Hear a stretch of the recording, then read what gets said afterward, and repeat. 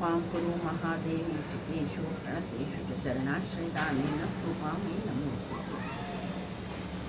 स्वामी अरूपानंद माताजींना विचारतात, त्यांनी केलेला प्रश्न, आई जर ईश्वर कोणी म्हणून जर कोणी खरोखर असेल तर या जगात एवढं दुःख कष्ट का आहे? तो काय सारं हे बघत आहे? त्याच्या ठिकाणी काय ते दूर करण्याचं सामर्थ्य नाही? माताजी म्हणाल्या, ही सृष्टीच मुळे सुखदुःखमय आहे. दुःख असल्याशिवाय सुखाची का जाणीव होत असते? आणि एकाच वेळी सर्वांना सुख होणं शक्य तरी कसं आहे? सीता रामाला म्हणाली, तुम्ही सर्वांचेच दुःख कष्ट दूर करून का देत नाही? आपल्या राज्यात जेवढा म्हणून आहे, प्रजाजन आहेत त्या सर्वांना सुखी करा. तुम्ही इच्छा केली म्हणजे सर्व करू शकता.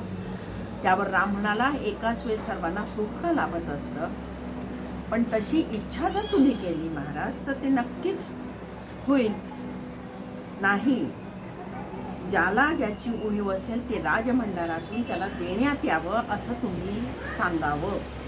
बरं, तुझ्याच म्हणण्याप्रमाणे होईल असं रामाने म्हटलं. रामाने लक्ष्मणाला बोलावले आणि जा राज्यामधील सर्व लोकांना कळव की ज्याची ज्याची गरज असेल ते मागितलं राजकोषातून पुरवण्यात येईल. झाला हा आदेश कळताच सर्वजण येऊन आपापली दुःख सांगू लागली. राजकोष सर्वांकरता उघडा होता. सर्वांचे सुखाचे दिवस जाऊ लागले. इकडे रामाची माया अशी की लवकरच त्या महालात राम व सीता राहत असत. त्याच्या छताला तडा जाऊन पाणी गळू लागलं. दुरुस्तीसाठी त्यांनी कारागिराकडे निरोप पाठवला, पण कुठे मिळणार कारागीर? मिस्त्री मजूर आता उरलेच कुठे होते? प्रजेतील लोकांनी म्हटले की राज्यामध्ये मिस्त्री मजूर वगैरेंच्या अभावी आमचं घरदार कामकाज सर्वच बर्बाद झालेलं आहे. तेव्हा नाईलाज होऊन सीता रामास म्हणाली, देवा, आता हा पाण्यात भिजत राहण्याचा त्रास सहन होत नाही. जसं होतं तसंच तुम्ही करून द्या. मग मिस्त्री मजूर सर्वच मिळतील. सर्वांना एकाच वेळी सुख मिळणं शक्य नाही. राम म्हणाला, तथास्तु. मग पाहता पाहता सर्व काही पूर्वीसारखं झालं. मिस्त्री मजूर गडी माणसं सर्वच मिळू लागले. तेव्हा सीता म्हणाली, देवा, ही सृष्टी म्हणजे तुमचा अद्भुत खेळ आहे. चिरकाल कुणीच दुःखी राहणार नाही. सर्वच जन्म दुःखात सुखात आणि दुःखात जाणार नाही. जसं कर्म असतं तसंच फळ मिळतं.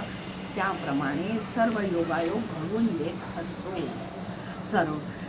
स्वामी अरूपानंदांनी पुढचा प्रश्न विचारला, सर्वच का कर्मामुळे होतं? माताजी म्हणाल्या, कर्मामुळे नाही तर मग कशामुळे?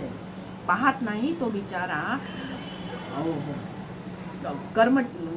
कर्माचं ज्याच्या मागे कर्माचं बंधन लागलेलं आहे तो आपला विष्टीचा भार उचलतोच ना.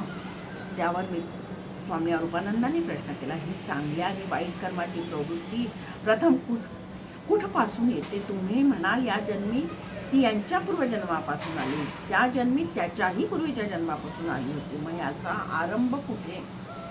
त्यावर माताजींनी उत्तर दिलं, परमेश्वराच्या इच्छेखेरीज काहीच होऊ शकत नाही बेटा.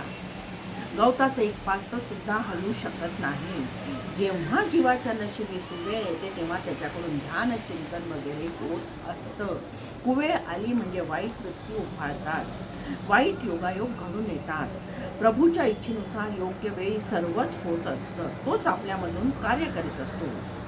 एरवी नरेंद्रांची काय शक्ती होती? ठाकूरांनी त्यांच्यामधून काम केलं म्हणून तर तो हे सर्व करू शकला.